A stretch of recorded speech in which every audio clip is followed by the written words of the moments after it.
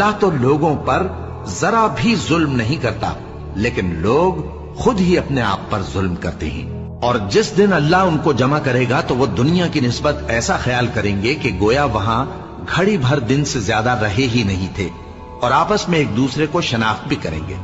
جن لوگوں نے اللہ کے روبرو حاضر ہونے کو جھٹلایا وہ خسارے میں پڑ گئے اور راہیاب نہ ہوئے۔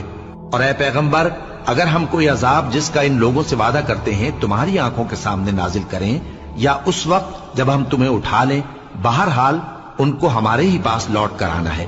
پھر جو کچھ یہ کر رہے ہیں اللہ اس کو دیکھ رہا ہے۔ اور ہر ایک امت کی طرف پیغمبر بھیجا گیا، پھر جب ان کا پیغمبر آ جاتا ہے تو ان میں انصاف کے ساتھ فیصلہ کر دیا جاتا ہے اور ان پر ظلم نہیں کیا جاتا۔ اور یہ کہتے ہیں کہ اگر تم سچے ہو تو جس عذاب کا یہ وعدہ ہے وہ آئے گا کب؟ کہہ دو کہ میں تو اپنے نقصان اور فائدے کا بھی کچھ اختیار نہیں رکھتا،